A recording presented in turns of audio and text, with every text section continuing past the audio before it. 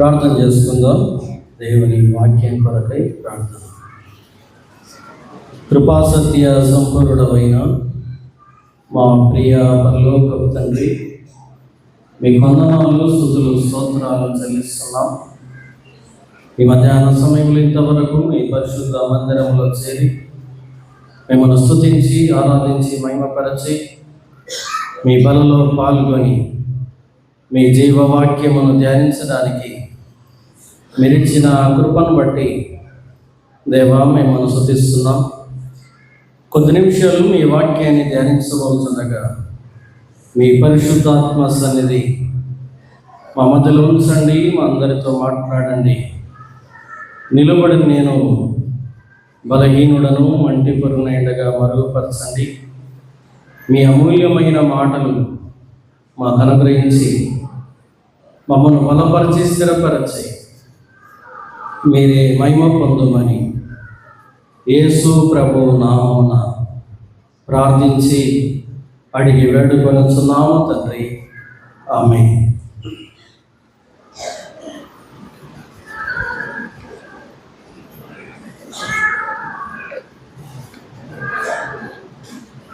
క్రీస్తునందు ప్రేమైన వాళ్ళరా, 10 సంవత్సరాలు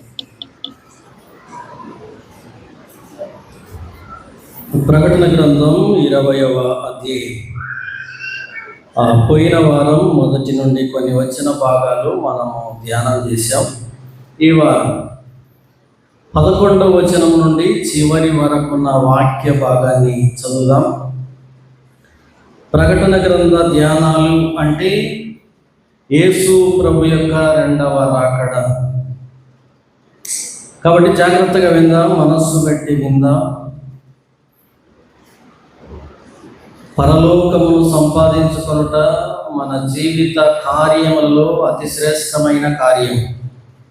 కాబట్టి అలాంటి శ్రేష్టమైనటువంటి వాక్యాన్ని మనం వినబోతుండగా మన హృదయాలను వాక్యం మీద దృష్టి పెడదాం. నేను మరలా కథ ప్రారంభిస్తా. ఏమి కథ అంటే, మనకి అన్ని కథలు తెలుసు, బైబిల్లో ఉన్న సారాంశం తెలియదు చాలాసార్లు. యేసుక్రీస్తు ప్రభు మొదటిసారి ఈ లోకములకి వచ్చాడు, గొర్రె పిల్లగా వచ్చాడు. మానవుల పాప పరిహారం కొరకు ఈ లోకానికి వచ్చి కలువరి శిలువలో ప్రాణమర్పించి మరణించి సమాధి చేయబడి 3వ దినం పునరుత్థానుడై తిరిగి లేచాడు. తిరిగి లేచిన తర్వాత 40 రోజులు అనేక మందికి తనను తాను ప్రత్యక్షపరచుకొని ఆ 40 రోజుల తర్వాత ఆయన ఒలీవ కొండ మీద నుండి అందరూ చూచుచుండగా ఆయన పరలోకమునకు ఆరోహణమైనాడు. ఆరోహణమైన వాడు తండ్రి కుడి పార్శ్వమున కూర్చున్నాడు. ఆయన సంపాదించిన జీవము గల దేవుని సంఘము కొరకై, అనగా నీ కొరకు నా కొరకు తండ్రి కుడి పార్శ్వమున ఆయన విజ్ఞాపన చేస్తున్నాడు. ఆ విజ్ఞాపన చేస్తున్న దేవుడు యేసుక్రీస్తు ప్రభు. ఆయన చెప్పాడు, ఇదిగో నేను త్వరగా వచ్చుచున్నాను. తండ్రి కుడి పార్శ్వమున కూర్చున్న ప్రభువు ఆయన మరల సంఘము సంపూర్ణం చేయబడిన తర్వాత మరల ఈ భూమి మీదకి రాబోతున్నాడు. యేసుక్రీస్తు ప్రభు యొక్క రెండవ రాకడ 2 అంచెలు. రాకడ అంటే ఒకే అంశం మీద దృష్టి పెట్టకూడదు. రెండవ రాకడ ఎన్ని అంశాలు? 2 అంశాలు. మొదటి అంశము, రెండవ రాకడ మొదటి అంశం ఏంటనగా, ఆయన మధ్యాకాశమునకు వస్తాడు. ఆయన మధ్యాకాశమునకు వచ్చినప్పుడు సంఘము మధ్యాకాశమునకు ఆకర్షింపబడుతుంది. రెండవ రాకడలో అది మొదటి అంశం. సంఘము మధ్యాకాశానికి వెళ్ళిన తర్వాత 7 సంవత్సరాలు అక్కడ తీర్పు జరుగుతుంది, లేదా పెళ్లి జరుగుతుంది, పెళ్లి విందు జరుగుతుంది. ఎన్ని సంవత్సరాలు? హల్లెలూయా. ఎన్ని సంవత్సరాలు? 7 సంవత్సరాలు. మధ్యాకాశములో యేసు ప్రభు సంఘముతో వివాహము చేసుకొనుచుండగా ఆ 7 సంవత్సరాలు భూమి మీద శ్రమలు, మహాశ్రమలు. 7 ఏళ్ల శ్రమల కాలం భూమి మీద ముగించబడిన తర్వాత ఆయన తన సంఘాన్ని వెంటబెట్టుకొని మధ్యాకాశము నుండి ఒలీవల కొండ మీదికి దిగి వస్తాడు. ఒలీవల కొండ మీదికి దిగి వచ్చినప్పుడు ఆయన ప్రపంచ రాజులతో యుద్ధము చేస్తాడు. అక్కడ వారినందరినీ ఓడిస్తాడు. ఆయన శత్రులందరినీ కూడా నేలమట్టం చేస్తాడు.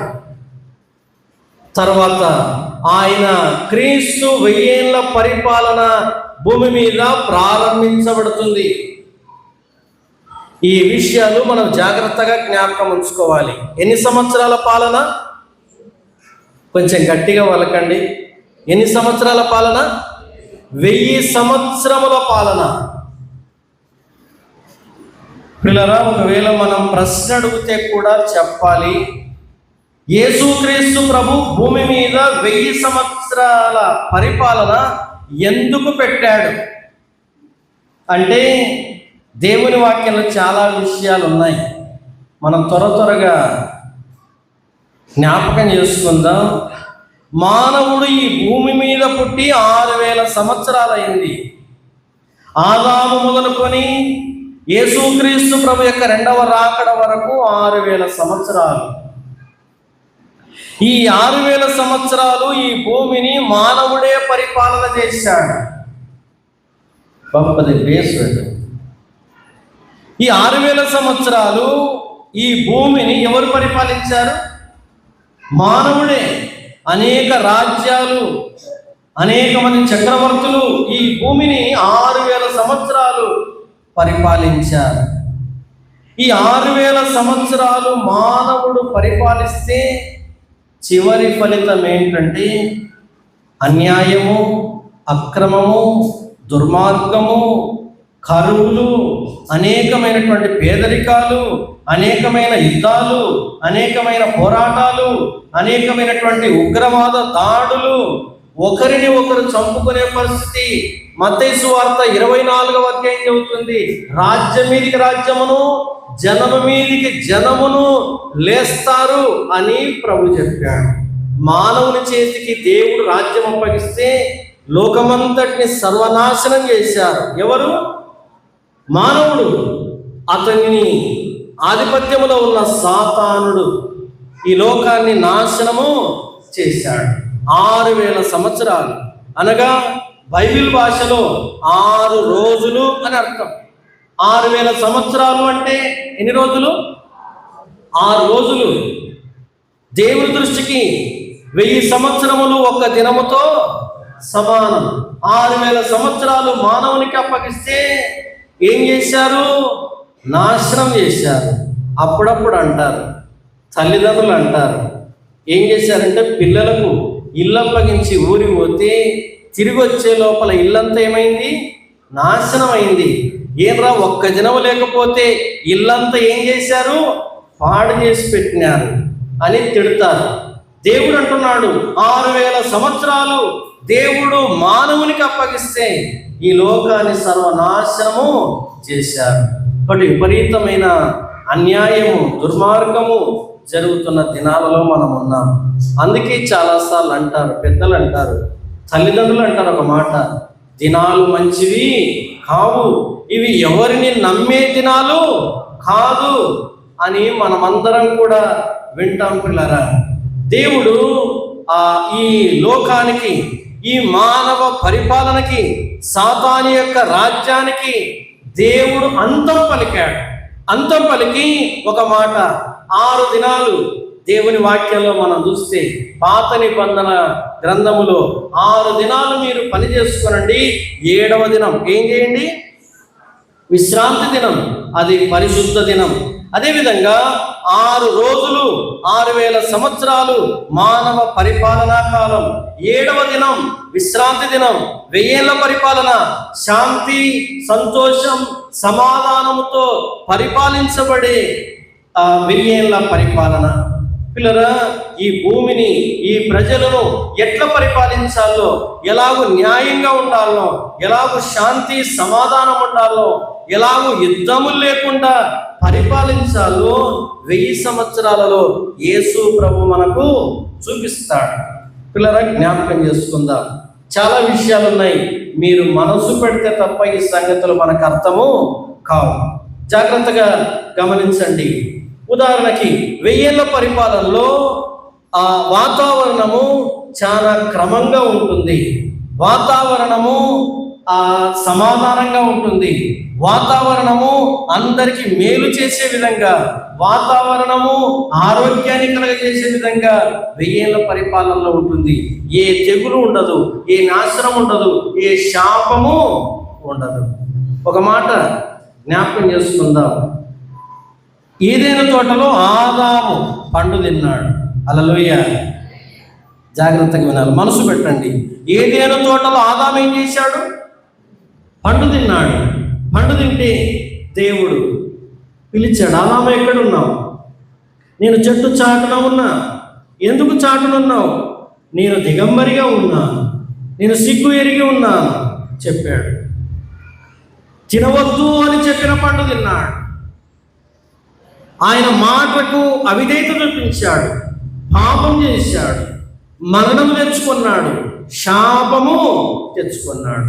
వాక్యంలో రాయబడిన మాట, ఆదాము చేసిన పాపము ద్వారా ఈ భూమి శపించబడింది, మనుషులు శపించబడినారు. కాబట్టి భూమి నీకేమిస్తుంది? ముళ్ళ చెట్లు, గచ్చ పొదలు నీకు మలుస్తాయి. కాబట్టి నీవు చెమటగార్చి నీవు భోజనం చేస్తావు.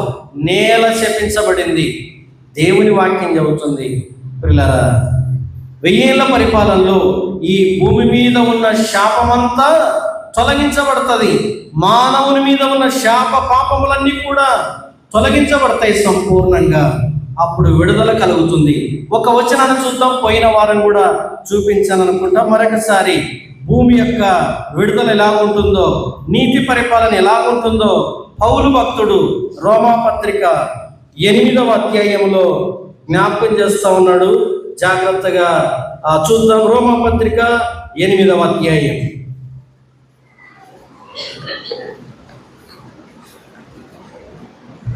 19వ వచనం నుండి చదువుదాం. దేవుని కుమారుల ప్రత్యక్షత కొరకు సృష్టి మిగుల ఆశతో తేరి చూచుచు కనిపెట్టుచున్నది. ఏలైనగా సృష్టి నాశనమునకు లోనైన దాస్యములో నుండి విడిపింపబడి దేవుని పిల్లలు పొందబోవు మహిమగల స్వాతంత్రము పొందుదునను నిరీక్షణ గలదై స్వేచ్ఛగా కాక దానిని లోపరిచిన వాని మూలముగా వ్యర్థపరచబడను. సృష్టి యావత్తు ఇది వరకు ఏకగ్రీవంగా మూలుగుచు ప్రసవ వేదన పడుచున్నదని ఎరుగుదుము.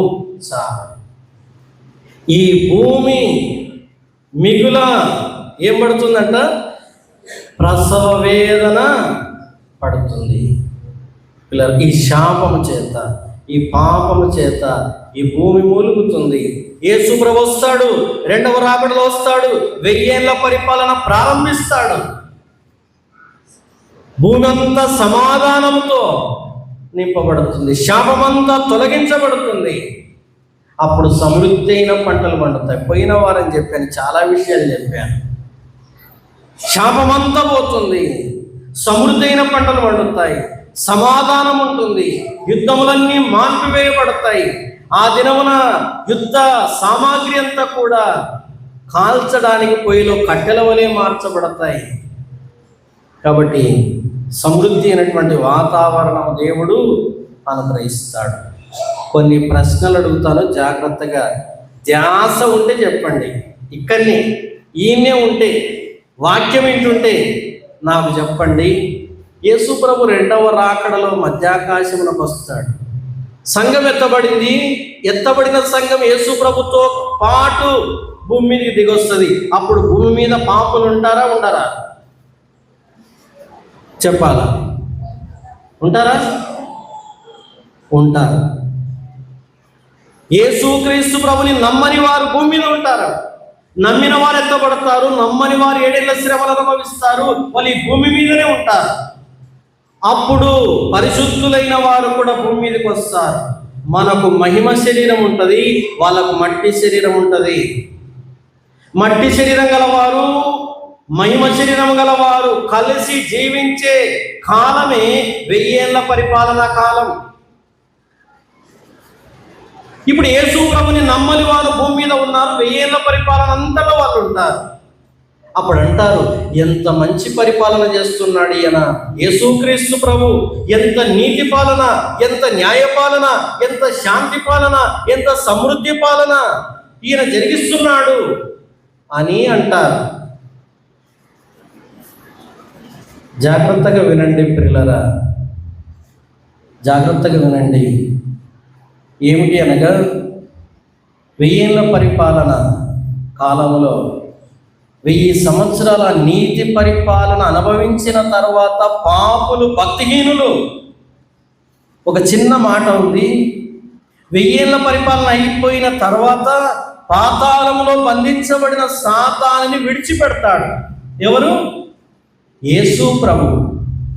విడిచిపెట్టిన వెంటనే భూమి మీద ఉన్న పాపులు, భక్తిహీనులంతా మరలా సాతాను చెంతకు చేరి యేసు ప్రభుకి విరోధంగా కూడి యుద్ధము చేయడానికి మరలా ముందుకు వస్తారు.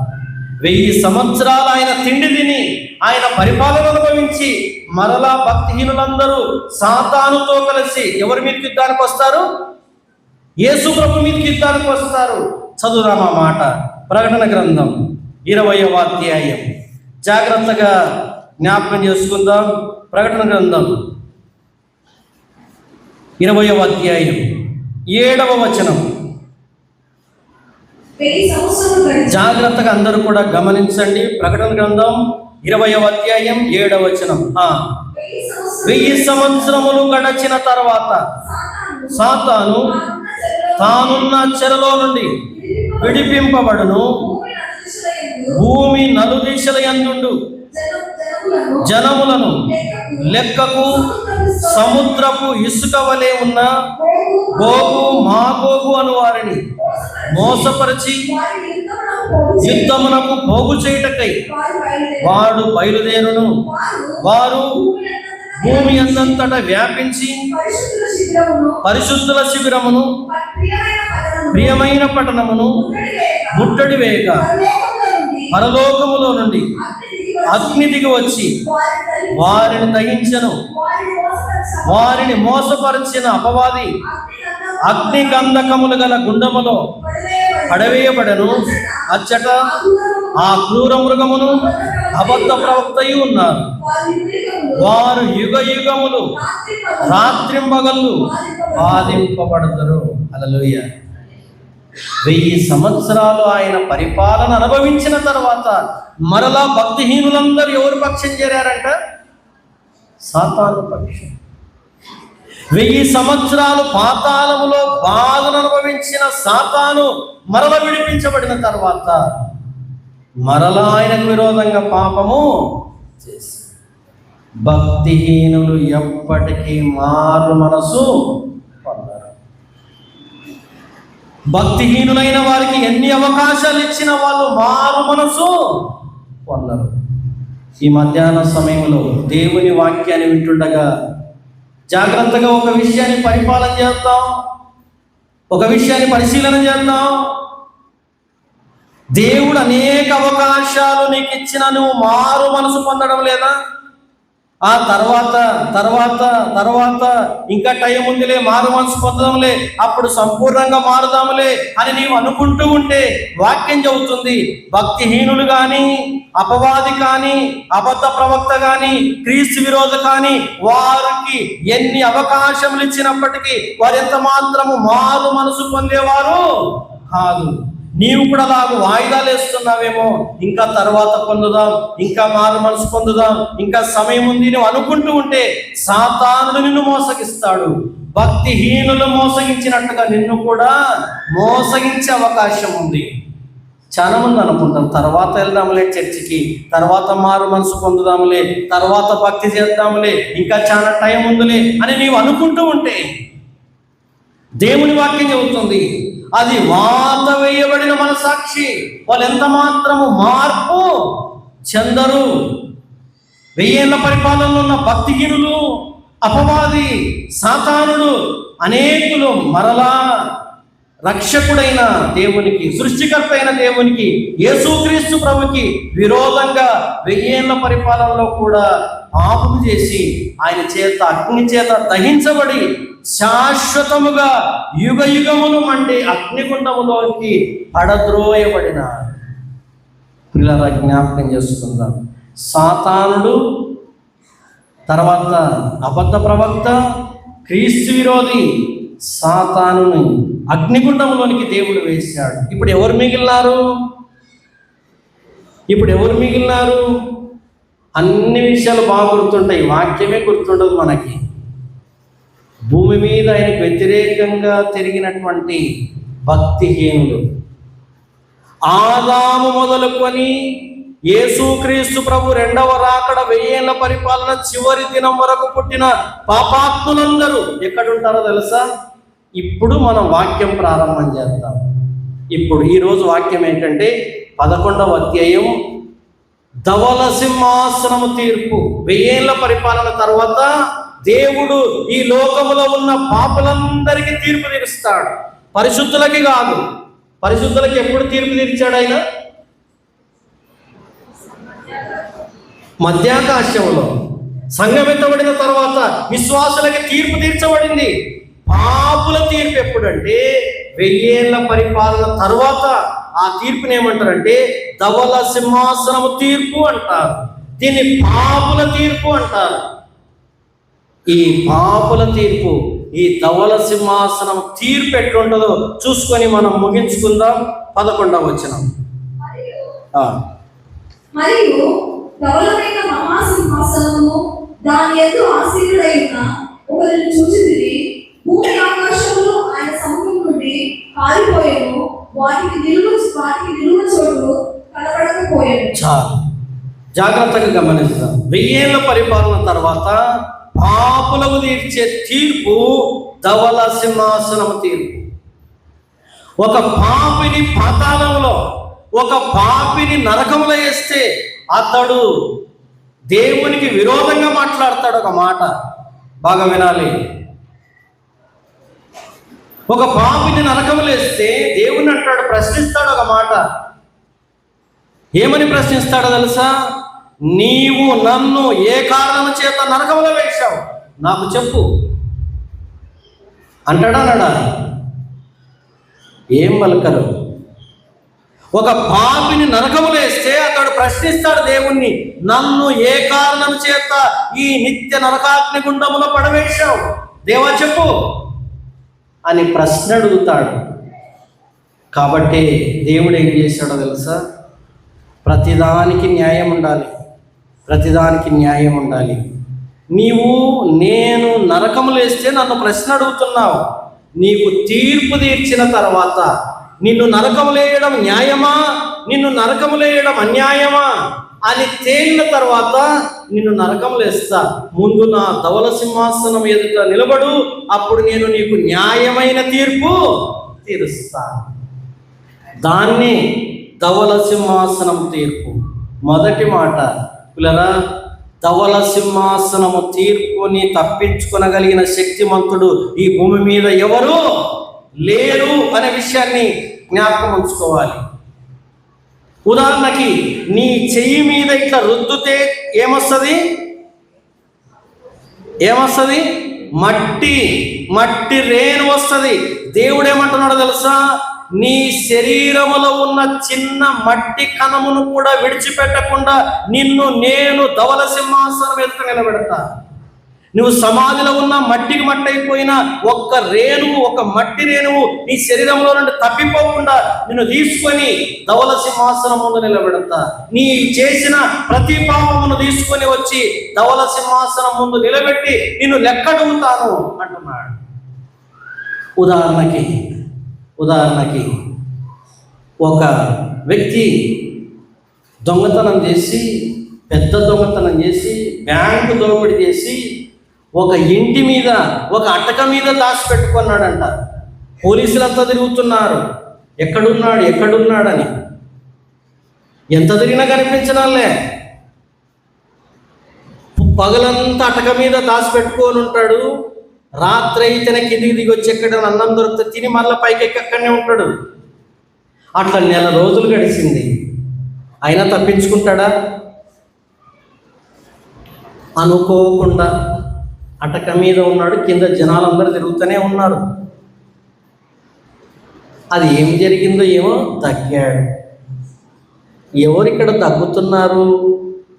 పైన ఎవరు లేరని పైకి ఎక్కి చూస్తే ఎవరున్నారు? దొంగ.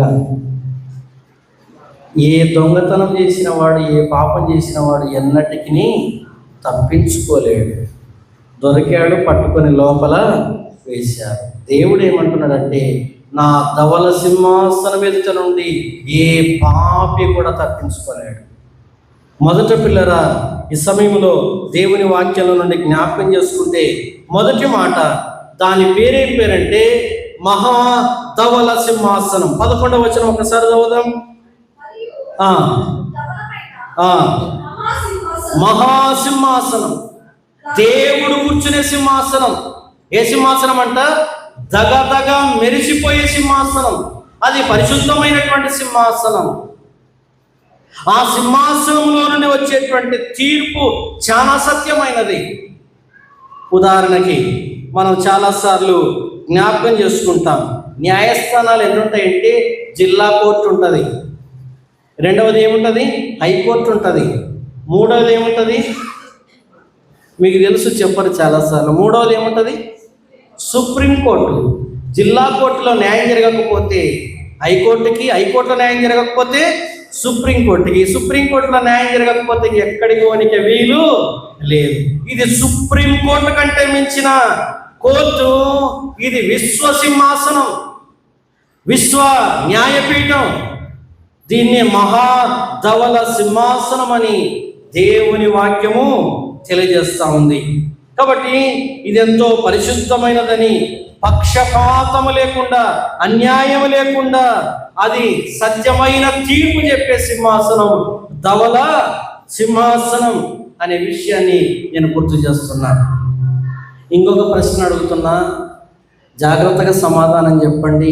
చాలా విషయాలు మనం గ్రహించి ఉండాలి. ధవల సింహాసనం మీద కూర్చొని పాపలకు తీర్పు తీర్చే వ్యక్తి ఎవరో తెలుసా? ఎవరు? న్యాయపీఠం మీద యేసుక్రీస్తు ప్రభు ఉంటాడు. ధవల సింహాసనం మీద పరిశుద్ధులకు యేసు ప్రభు తీర్పు తీరుస్తాడు. పాపలకు ఎవరు తీర్పు తీరుస్తారు? తండ్రే, కుమారుడా, పరిశుద్ధాత్ముడా? నేర్చుకుందాం. యేసుక్రీస్తు ప్రభువే ధవల సింహాసనం మీద కూర్చొని ఆయన తీర్పు తీరుస్తాడు. పరిశుద్ధులకు ఆయన తీర్పు తీరుస్తాడు, పాపులకు కూడా ఆయన్నే తీర్పు తీరుస్తాడు. ఒకసారి దేవుని వాక్యాన్ని జ్ఞాపకం చేసుకుందాం. ఆ సింహాసనం మీద ఎవరున్నారో మనకు అర్థమవుతుంది. యోహాను సువార్త 5వ అధ్యాయం 22వ వచనం. యోహాను సువార్త 5వ అధ్యాయం 22వ వచనం. అందరూ కూడా తీయండి. యోహాను సువార్త 5వ అధ్యాయం 22వ వచనం. తండ్రి ఎవరికి తీర్పు తీర్చడు గాని తండ్రిని కనపరచునట్లుగా అందరూ కుమారుని కనపరచవాలని తీర్పు తీర్చుటకు సర్వాధికారము కుమారునికి అప్పగించి ఉన్నాడు. హల్లెలూయా. మన ప్రభు పరిశుద్ధులకి తీర్పు తీరుస్తాడు, మన ప్రభు పాపులకి కూడా తీర్పు తీరుస్తాడు. తండ్రి ఎవరికి తీర్పు తీర్చాడు? ఎందుకు చెప్పాలి? తండ్రి అయిన దేవుడు ఎందుకు తీర్పు తీర్చాడు? యోహాను సువార్త చాలా స్పష్టంగా చెబుతుంది, తండ్రి ఎవరికి తీర్పు తీర్చాడు. తండ్రి ఆయన అత్యున్నతమైన సింహాసనం అందుంటాడు. ఆయన ఎదుటికి ఎవరు సమీపించలేరు, సమీపింపరాని తేజస్సులో ఆయన్నే ఉన్నాడు. ఆయన దేవుని వాక్యం చెబుతుంది, భూత వర్తమాన భవిష్యత్ కాలం నుండి సర్వాధికారి దేవుడు నాకు ప్రభువు పరిశుద్ధుడు పరిశుద్ధుడు పరిశుద్ధుడు అని మానక దివారాత్రులు ఆరాధింపబడతాడు. ఆయన ఎవరికి తీర్పు తీర్చడు, ఆయన నిత్యము మహిమలో ఉంటాడు. కాబట్టి ఇప్పుడు ఎవరు తీర్పు తీర్చేది? యేసుక్రీస్తు ప్రభువే ధవల సింహాసనం మీద ఉండి ఆయన తీర్పు తీరుస్తాడు. పిల్లరా, అదే రాసుకునే వాళ్ళ కొరకు చెప్తున్నా. అపోస్తుల కార్యముల గ్రంథం 10వ అధ్యాయం 40వ వచనం నుండి 42వ వచనం వరకు, 2వ తిమోతి పత్రిక 4వ అధ్యాయం 1వ వచనం. కుమారుడైన యేసుక్రీస్తు ప్రభు సర్వలోక పాపులకి ఆయన ధవల సింహాసనం మీద కూర్చుండి ఆయన తీర్పు తీర్చి వారందరికీ కూడా న్యాయమైన శిక్షను విధించి వారి శాశ్వతంగా నిత్య నరకాగ్నిగుండములో పడవేస్తాడు. ఈ మధ్యాహ్న కాల సమయంలో జ్ఞాపకం చేసుకుందాం. హల్లెలూయా. నేను ఒక మాట గుర్తు చేస్తున్నాను. ఇప్పుడు దేవుడు ఈ భూమిని శుభ్రపరుస్తున్నాడు. ఆయన వేరు చేస్తున్నాడు. పరిశుద్ధులలో నుండి పాపులను వేరు చేస్తున్నాడు. ఈ విషయాన్ని మనం ఆలోచించాలి. ఆయన ఎక్కడున్నా వేరు చేస్తాడు. నీ ఇంట్లో పరిశుద్ధులు పాపులు ఉన్నారా? నీ ఇల్లైనా నీ కుటుంబమైనా పరిశుద్ధులని పాపులని ఏం చేస్తాడు? ఆయన వేరు చేస్తాడు. ఇద్దరు వ్యక్తులుంటే ఒకడు నీతిమంతుడు ఒకడు పరిశుద్ధుడైతే వారిద్దరిని కూడా వేరు చేస్తాడు. పరలోకాన్ని పాతాళాన్ని ఆయన వేరు చేస్తాడు. ఆయన పరిశుద్ధతని మాత్రమే కోరుకున్న దేవుడు, ఆయన పరిశుద్ధుడైన దేవుడు, ఆయన నీతిమంతుడైన దేవుడు. ఆయన ధాన్యమును కళ్ళములోకి తెస్తాడు, దుల్ల కొడతాడు. ఆయన ధాన్యమును ఇంటికి తీసుకుని వెళ్తాడు, ఆ యొక్క పొట్టుని అగ్నిలో కాల్చివేస్తాడు. ఈ ధవల సింహాసనం ఏమిటి అనగా పాపుల యొక్క తీర్పు ఏమిటనగా వారిని అగ్నిగుండంలో పడవేయబడుట. ఆ పొట్టుని ఆ చెత్తనంతా కూడా అగ్నిలో పారవేస్తాడు. సృష్టి మొదలుకొని 6000 సంవత్సరాలు మొదలుకొని ఆదాము మొదలుకొని ఉన్న మానవులందరినీ 2 భాగాలుగా విభజిస్తాడు. పాపులని పరిశుద్ధులని వేరు చేస్తాడు. ఈ మధ్యాహ్న సమయం ప్రశ్న ఏంటంటే, నీవు పరిశుద్ధుల గుంపులో ఉన్నావా, పాపుల గుంపులో ఉన్నావా? పరిశుద్ధుల గుంపులో ఉంటే నిత్య రాజ్యములో ఉంటావు. పాపుల గుంపులో ఉంటే నిత్య నరకాగ్ని గుండములో యుగ యుగములు మండే గుండములో వేదన పడుతూ ఆ పన్ను కొరుకుతూ యాతన పడుతూ ఉంటావు. కాబట్టి యేసుక్రీస్తు ప్రభువారు ఈ కృపాకాలంలో నీకు అవకాశం ఇస్తున్నాడు. ఇదే మిక్కిలి అనుకూల సమయం, ఇదే రక్షణ దినం. యేసుక్రీస్తు ప్రభు మానవుల పాప పరిహారం కొరకై 2000 సంవత్సరాల క్రితం కలువరి శిలువలో పరిశుద్ధమైన రక్తాన్ని చిందించాడు. ఆ రక్తము చేత కడగబడిన వారందరూ నీతిమంతులుగా పరిశుద్ధులుగా మార్చబడి ఆ పరలోకంలోనికి ప్రవేశిస్తారు.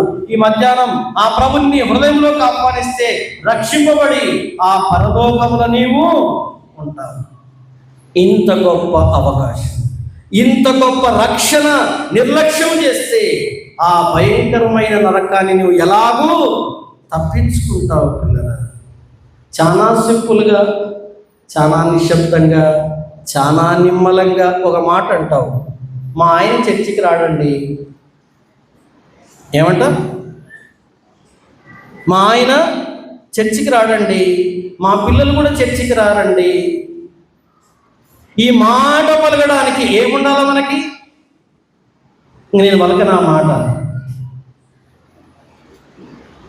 ఎంత బాధ్యత లేకుండా, ఎంత భారం లేకుండా నీవు విశ్వాసి అని పిలిపించుకోవడానికి మనకేమాత్రం అర్హత లేదు. పిల్లరా, రక్షణ లేని కుటుంబ సభ్యుల కొరకై ప్రలాపించి ఏడవలసినటువంటి బాధ్యత మనందరి మీద ఉంది.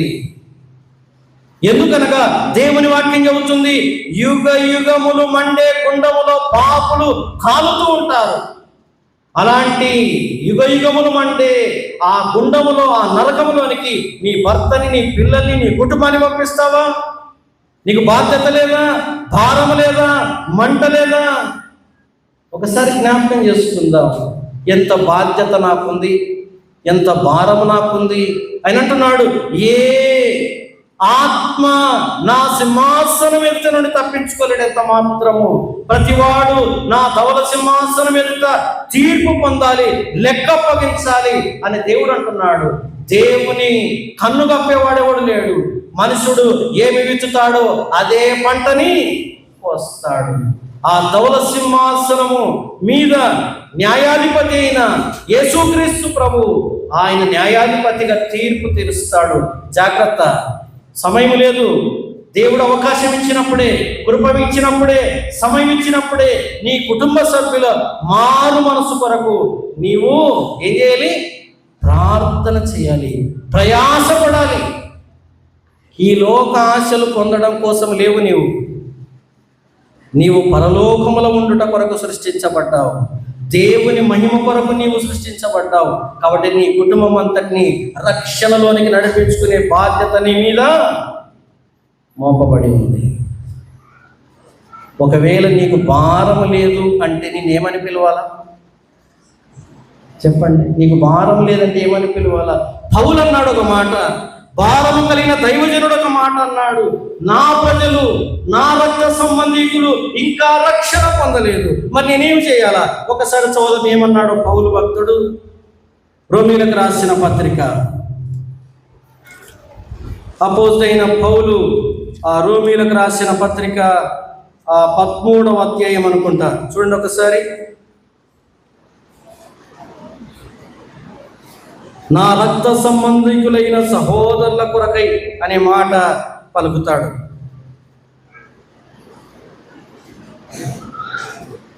రోమీలకు రాసిన పత్రిక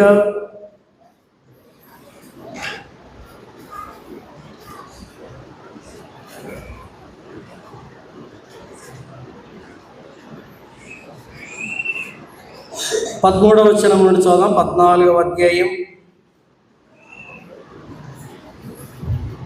చదవాలి.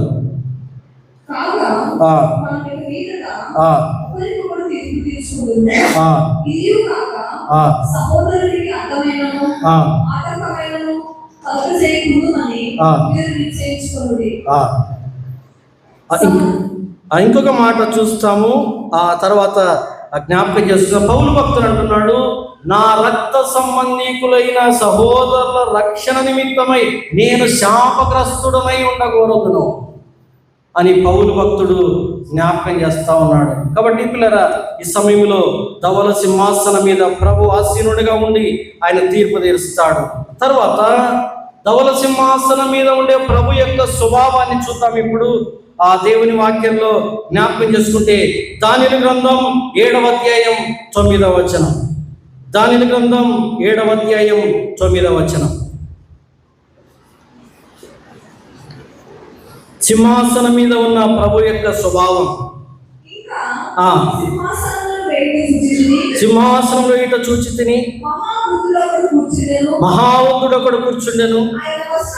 ఆయన వస్త్రము హిమము వలె ధవలముగాను, ఆయన తల వెంట్రుకలు శుద్ధమైన గొర్రెబొచ్చు వలె తెల్లగాను ఉండెను.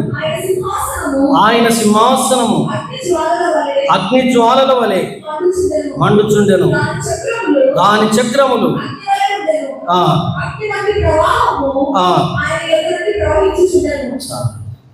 ఆ భయంకరమైనటువంటి మహిమలో ఆయన ఉన్నాడు. దహించు అగ్ని వలె ఆయన ఉన్నాడు. అలాంటి సింహాసనం మీద కూర్చొని ఆయన పాపులైన ప్రజలకు తీర్పు తీరుస్తున్నాడు. కాబట్టి ఆయన సముఖము నుండి, ఆయన సింహాసనం మీద కూర్చుంటే ఆయన సముఖములో నుండి ఏంటంట, ఈ భూమి, ఆకాశములు, సముద్రములు ఆయన సముఖము నుండి పారిపోయెను అనే మాట దేవుని వాక్యం చూస్తాం. చూడండి, ప్రకటన గ్రంథం 20వ అధ్యాయం చదవండి. ఆ మాట 11వ వచనం. మరియు ధవలమైన మహాసింహాసనమును దాని యందు ఆసీనుడై ఉన్న యొక్కని చూచి తిని భూమి ఆకాశములు ఆయన సముఖము నుండి పారిపోయెను. వాటికి నిలువ చోటు కనబడక ఆయన దృష్టి ఎదుట, ఆయన కనుదృష్టి ఎదుట ఏవి నిలబడలేకున్నాయంట? ఆకాశములు, సముద్రము భూమి ఆయన సముఖము నుండి ఏమైనాయంట పారిపోయాను. కాబట్టి పిల్లరా, ఈ సమయంలో ఆయన సింహాసనం, ఆయన స్వభావం, ఆయన రూపము ఎంతో భయంకరముగా ఉన్నట్లుగా దేవుని వాక్యంలో నుండి మనం చూస్తాం. రెండవ మాట గుర్తు చేస్తాను. ఆ సింహాసనం ఎదుట ఎలాంటి ప్రజలు ఉంటారు అంటే దేవుని వాక్యంలోనే రాయబడింది. చాలాసార్లు మనము జ్ఞాపకం చేసుకుంటాం. చదువుదాం చూడండి ఆ దేవుని వాక్యంలో 12-13 వచనాలు. మరియు గొప్పవారేమి కొద్దివారేమి మృతులైన వారందరూ ఆ సింహాసనం ఎదుట నిలబడి ఉండుట చూచి తిని అప్పుడు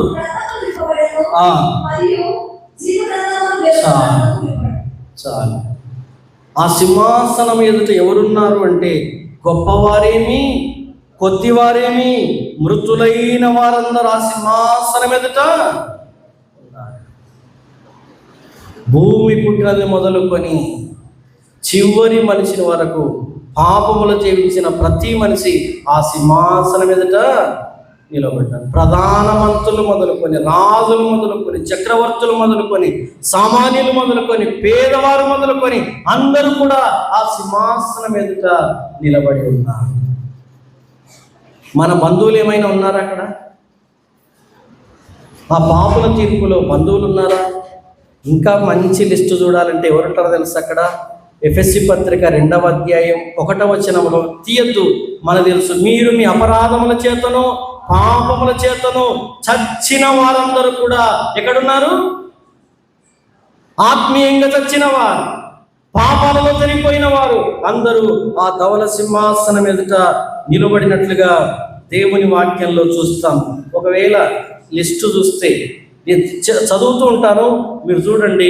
రాజులు ఉంటారు, సైన్యాధిపతులు ఉంటారు, యజమానులు ఉంటారు, బానిసలు ఉంటారు, అప్పుదారులు ఉంటారు, నాయకులు ఉంటారు, ఉద్యోగులు ఉంటారు, సినీ తారలు ఉంటారు, దొంగలు ఉంటారు, వేశ్యలు ఉంటారు, త్రాగుబోతులు ఉంటారు, జూదగాళ్ళు ఉంటారు, మోసకారులు ఉంటారు, ధనవంతులు ఉంటారు, అక్రమస్తులు ఉంటారు, లంచగొడ్డితనం గలవారు ఉంటారు, ఉగ్రవాదులు ఉంటారు, హింసకులు ఉంటారు, దూషకులు ఉంటారు. వీళ్ళందరూ ఆ ధవల సింహాసనం మీద తీర్పు పొంది నిత్య నరకాగ్ని గుండానికి వెళ్తారు.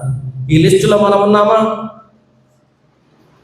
పిల్లరా, జ్ఞాపకం చేసుకుందాం దేవుని న్యాయ సింహాసనం. ఇంకొక మాట, అక్కడ గ్రంథములు ఉన్నాయి. ఏ గ్రంథాలు ఉన్నాయి? జీవ గ్రంథము, వేరొక గ్రంథం అక్కడ ఉండరు. ఉందా మాట? ఎన్ని గ్రంథాలు? జీవ గ్రంథం ఉంది, వేరొక గ్రంథం. బైబిల్ ఉంటుందా? ధవల సింహాసనం ఎదుట జీవ గ్రంథం ఉంది, దానితో పాటు బైబిల్ గ్రంథం కూడా ఉంటుందా? బైబిల్ గ్రంథం కూడా ఉంటుంది. ఎందుకో తెలుసా? దేవుని వాక్యంలో నుండి మనం జ్ఞాపకం చేసుకుంటే బైబిల్ గ్రంథం కూడా అక్కడ ఉంటుంది. యోహాను సువార్త 12వ అధ్యాయం 48వ వచనం.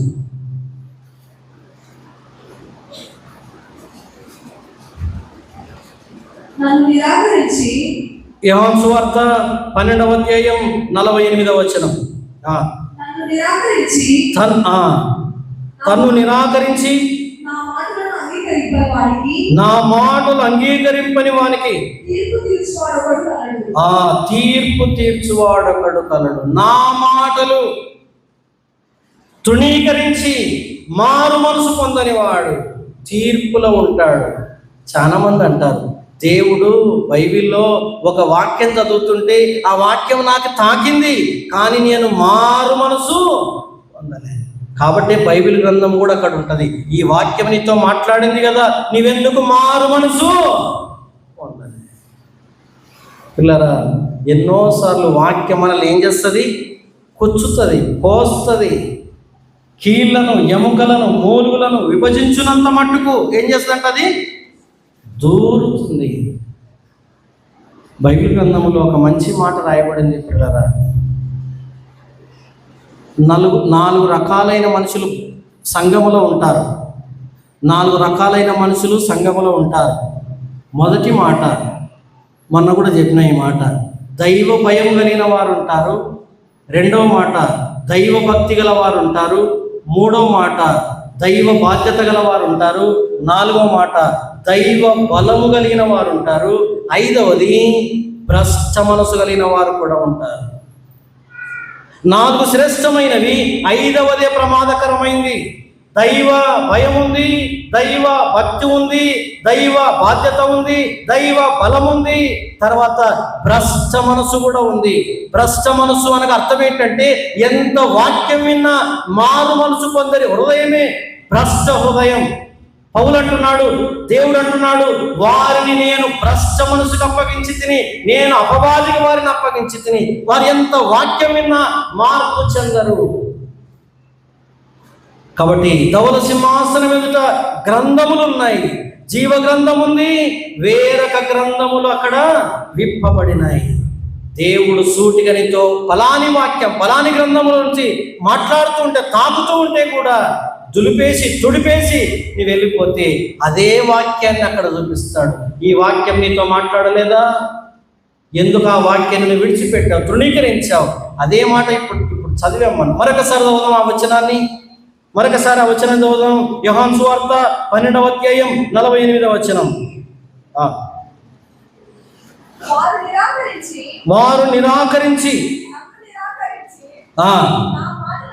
నన్ను నిరాకరించి నా మాటలను అంగీకరింపని వానికి తీర్పు తీర్చువాడొకడు. నా మాటలు నిరాకరించి మారు మనసు పొందని వారికి నేను తీర్పు తీర్చి నిత్య నరకాగ్నిగుండములో పడవేస్తాను.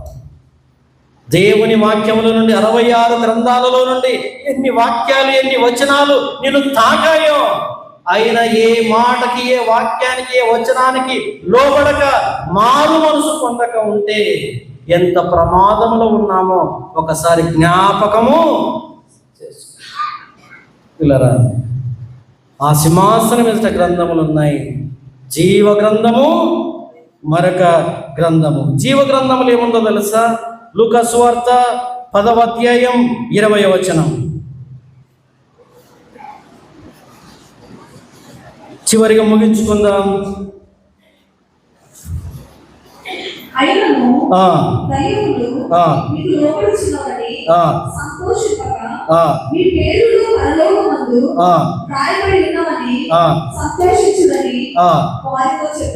చప్పట్లు కూడా దేవుని నామాన్ని మహిమపరచాలి.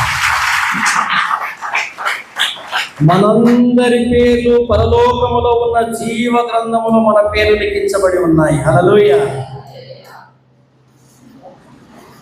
కాబట్టి నా పేరు ఎక్కడుంది, నా పేరు ఎక్కడుంది, జీవ గ్రంథములో నా పేరు రాయబడి ఉంది అని మనం సంతోషపడాలి. కాబట్టి ఎక్కడెక్కడో లిస్టులో మన పేరు ఉండొచ్చు, ఆధార్ కార్డు లిస్టులో ఉండొచ్చు, ఇంకేమేమో లిస్టులో మన పేరు ఉండొచ్చు, ఓటర్ లిస్టులో మన పేరు ఉండొచ్చు. కానీ ఎక్కడుండాలో మన పేరు? జీవ గ్రంథములో మన పేరు ఉండాలి. ఇదే ప్రకటన గ్రంథం 20వ అధ్యాయం చదవకముందు ఒక మాట. నవ్వేటోళ్ళు నవ్వుతున్నారు కొంచెం, యవనస్తులు. జాగ్రత్తగా వినాలి వాక్యం. లిస్టు చూసినప్పుడు లిస్టులో నీ పేరు కనబడకపోతే ఎంత ప్రమాదం. లిస్టులో నీ పేరు చూసినప్పుడు నీ పేరు లేదు ఇక్కడ అని దేవుడు అన్నాడంటే అది నరకానికి పాత్రుడు వాడు. ఇప్పుడు చదవండి, దేవుడు అంటున్నాడు, ఒకవేళ జీవ గ్రంథంలో నేను వెతికినప్పుడు నీ పేరు కనబడకపోతే నీ ఎంత ప్రమాదంలో ఉన్నావు.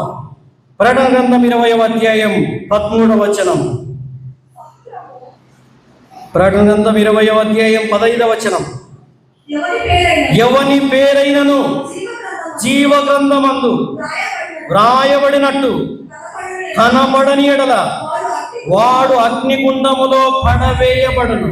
వాని పేరు కనబడకపోతే వాడిని ఆడబడేస్తారంట, అగ్నిగుండములో పడవేస్తారు. కాబట్టి పిల్లరా, సింహాసనం ఎట్లుంటుందో చూసినాము. సింహాసనం మీద ఆసీనుడై ఉన్నవాడు ఎంత భీకరంగా భయంకరంగా ఉన్నాడో, దహించు అగ్ని వలె ఉన్నాడో చూసాము. ఆ సింహాసనం ఎదుట ఎన్ని గ్రంథాలు ఉన్నాయో చూసాము. ఆ గ్రంథాలను బట్టి ఎట్లా తీర్పు వస్తుందో చూసాము. ఆ తీర్పు తర్వాత మరణం ఎట్లుంటుందో చూసి ముగించుకుందాం. చివరి మాట, 3వ మాట, దేవుని వాక్యంలో నుండి మనం జ్ఞాపకం చేసుకుంటే ఈ మరణాన్ని గురించి తీర్పు అయిపోయింది. వాని నరకములో వేస్తాడు. ఆ నరకం యొక్క మరణం ఎలాంటిదో తెలుసా? తెస్సలోనిక 2వ పత్రిక 1వ అధ్యాయం 9వ వచనం. 2వ తెస్సలోనిక పత్రిక 1వ అధ్యాయం 9వ వచనం.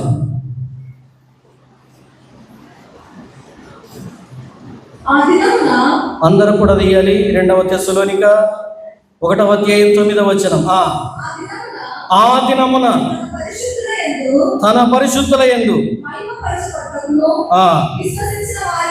విశ్వసించిన వారి యందు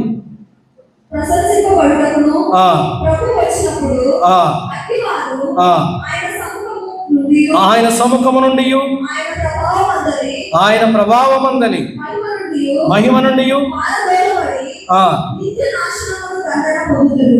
నిత్య నాశనమను దండన. ఆయన మహిమలో లేకపోతే, ఆయన రక్షణలో లేకపోతే, ఆయన సన్నిధిలో నువ్వు లేకపోతే, ఆయన నుంచి వేరుపడి నిత్య మరణం పొందుతావు. ఏ మరణం అంట? నిత్య మరణం. ఒకసారి చూడండి, భర్త ఊరికి పోతే అంటాడు రేపు వస్తా అని చెప్పి పోతాడు, రేపు వస్తా అని చెబుతాడు. రాకపోతే ఏమండి రాలేదు అని ఫోన్ చేస్తాం, వేరే పని పడింది రేపు వస్తాలే అంటాడు. రేపు కూడా రాకపోతే ఈరోజు కూడా అంటే ఇంకా ఇంకొక పని పడింది రాలేదు అంటాడు.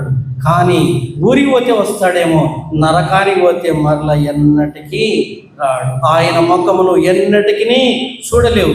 బైబిల్ గ్రంథం చెబుతుంది, యుగ యుగములు వారు మనము వేరు చేయబడతాం, మరి ఎన్నటికి కలుసుకున్నాం. నిత్య ఎడబాటు, నిత్య మరణం, ఇంత భయంకరమైనటువంటి నరకం వేచి ఉంది, కాచుకొని ఉంది, ఎదురు చూస్తూ ఉంది. తప్పించబడడానికి రక్షకుడు ఉన్నాడు. ఆయన ఎద్దకొస్తే నీవు రక్షణ పొందుతావు, నీవు విడుదల పొందబడతావు. ఈ సమయంలో పిల్లరా జ్ఞాపకం చేసుకుందాం, తల్లి గర్భములో నుండి బయటకు వచ్చిన ఒక ఆత్మ రక్షణ పొందితే నిత్య జీవం కలిగి ఉంటుంది. రక్షణ పొందకపోతే ఆత్మ నిత్య మరణం చెందుతుంది. ఆత్మకి మరణం లేదు, అగ్ని ఆరదు, పురుగు చావ. మొన్న విన్నాం ఒక మాట, తల్లి కడుపులో పిండం ఏర్పడిన తర్వాత 1వ నెల, 2వ నెల, 3వ నెల, 4వ నెల వరకు ఆ పిండములో ఆత్మ ఉండదంట. 4 నెలల వరకు. 4 నెలల తర్వాత పిండములకి ఏమొస్తుంది? ఆత్మ వస్తుంది. డాక్టర్లు చెబుతారంట ఒక మాట, 4 నెలల వరకు తల్లి కడుపులో పిండం కదలదు, 4వ నెల నుంచి కదలడం ప్రారంభమవుతుంది. ఎప్పుడైతే ఆత్మ తనలోకి వస్తుందో అప్పుడు ఆ పిండం ఏం చేయబడుతుంది? కదులుతుంది. 4వ నెలలో ప్రారంభించబడిన ఆత్మకి ఇంకా ఎప్పటికీ మరణం లేదు. అది నరకంలోనైనా ఉన్నది, అది పరలోకంలోనైనా ఉంటుంది. యేసుని నమ్మితే నిత్య జీవం, యేసుని నమ్మకపోతే నిత్య నరకం. కాబట్టి ధవల సింహాసనం తీర్పును గురించి పిల్లరా మనం విన్నాం. ఈ సమయంలో నీవు పశ్చాత్తాపపడితే, మారు మనసు పొందితే, యేసుక్రీస్తు ప్రభు అనే పరిశుద్ధుడు, నీతిమంతుడు, దేవదేవుడు మానవుల కొరకు పశ్చాత్తాపము ఇవ్వడానికి సిద్ధంగా ఉన్నాడు, రక్షణ ఇవ్వడానికి సిద్ధంగా ఉన్నాడు. ఆయన అంటున్నాడు, ప్రయాసపడి భారం మోసుకొనుచున్న సమస్త జనులారా నా యొద్దకు రండి, నేను మీకు విశ్రాంతి, నేను మీకు రక్షణను అనుగ్రహిస్తాను అని సర్వలోకానికి ఆహ్వానం ఇస్తున్నాడు. విని మారు మనసు పొంది ఆయనకు వస్తే నువ్వు రక్షింపబడి నిత్య జీవాన్ని స్వతంత్రించుకుంటావు. లేని ఎడల నిత్య నరకాగ్ని గుండములో యుగ యుగములు కాలిపోతావు. ఇది నిత్య మరణం, నిత్య ఎడబాటు, అగ్ని ఆరదు, పురుగు చావ, ఏడుపును పన్ను కొరుకుటయు, మహారోదన చీకటి, బాధ, దుఃఖము భరించలేవు. కాబట్టి ప్రభు నీతో మాట్లాడుతుండగా, వద్దు సహోదరుడా, సహోదరి, యవనస్తుడా, ఆ భయంకరమైన నరకానికి నీ వెళ్ళొద్దు. ఆయన ప్రేమ కలిగి నిన్ను పిలుస్తున్నాడు నిత్య జీవములోనికి, ఆ మహిమలోనికి, ఆ బంగారు లోకములోనికి నిన్ను పిలుస్తున్నాడు. ఆయన అంటున్నాడు, నేనే మార్గమును, సత్యమును, జీవమునైనాను, నా ద్వారా తప్ప ఎవడును తండ్రిని పరలోకములోనికి ప్రవేశించలేడు. నేనే మార్గం, నేనే సత్యం, నేనే చేయను. కాబట్టి తీర్మానం చేసుకుందాం. నువ్వు రక్షణ పొంది ఉంటే దేవుని స్తోత్రం. ఇంకా రక్షణ పొందని నీ కుటుంబ సభ్యుల కొరకు జ్ఞాపకం చేసుకుందాం. ఇంటికి వెళ్ళి ముఖాన్ని చూడు. ఇంటికి వెళ్ళి ముఖంకి వెళ్ళి చూడు. ఏమంటావు? నిన్ను మళ్ళా చూస్తానో చూడను. కాబట్టి లేదు, నిన్ను చూడాలి నేను. నువ్వు మారు మనసు పొందు, నువ్వు రక్షణ పొందు. నీవు నేను ఎడబాటు కాకూడదు, నీవు నేను విడిపోకూడదు. నీవు నరకములో, నేను పరలోకములో ఉండకూడదు. మనమిద్దరము పరలోకములో ఉండాలి. మన కుటుంబం అంతా పరలోకములో ఉండాలి. మన సంఘం అంతా పరలోకములో ఉండాలి. దాని కొరకు ప్రయాసపడాలి, కన్నీరు గార్చాలి, గోజాడాలి, పెనుగులాడాలి దేవుని సన్నిధిలో. ఆయన నీ ప్రార్థన ఆలకిస్తే నీ కుటుంబానికి సంపూర్ణ రక్షణ ప్రసాదిస్తాడు. అలాంటి కృప దేవుడు మనకందరికీ అనుగ్రహించునుగాక. ప్రార్థన చేద్దాం, తల్లొంచుదాం, కళ్ళు మూసుకుందాం. ప్రార్థన. ఈ మధ్యాహ్న సమయంలో ప్రకటన గ్రంథం 20వ అధ్యాయం 11వ వచనం నుండి చివరి వరకు ఉన్నటువంటి వాక్య భాగాన్ని ధ్యానం చేశాం. మహాధవల సింహాసనం తీర్పు, పాపుల తీర్పు మనం విన్నాం. ఆ సింహాసనం మీద ఉన్న దేవుడు ఎంత గొప్పవాడో, ఎంత పరిశుద్ధుడో, ఎంత నీతిమంతుడో, దహించు అగ్ని అయిన దేవుడుగా ఎలాగున్నాడో చూస్తున్నాం. పాపులకి తీర్పు తీరుస్తున్నాడు. ఆయన సముఖంలో నుండి ఎవరు తప్పించుకునలేరు. కాబట్టి పాపం చేసిన వారందరూ నిత్య నరకాగ్ని గుండానికి వెళుతారు అని దేవుని వాక్యం సెలవిస్తూ ఉండగా, ఇంకెవరైనా మారు మనసు పొందకపోతే, రక్షణ పొందకపోతే, ఇదే మిక్కిలి అనుకూల సమయం, ఇదే రక్షణ దినం, ఇదే కృపాకాలం. దేవా, నేను పాపిని, నా పాపములను క్షమించండి, నీ శిలువ రక్తముతో నన్ను కడగండి. తీర్మానం చేస్తుంది. దేవుడు నిన్ను దర్శిస్తాడు, గొప్ప రక్షణ నిలుస్తాడు. ఇదే మిక్కిలి అనుకూల సమయం. రేపేమి సంభవించునో మనకు తెలియదు, రేపేమి జరుగునో మనం ఎరగము.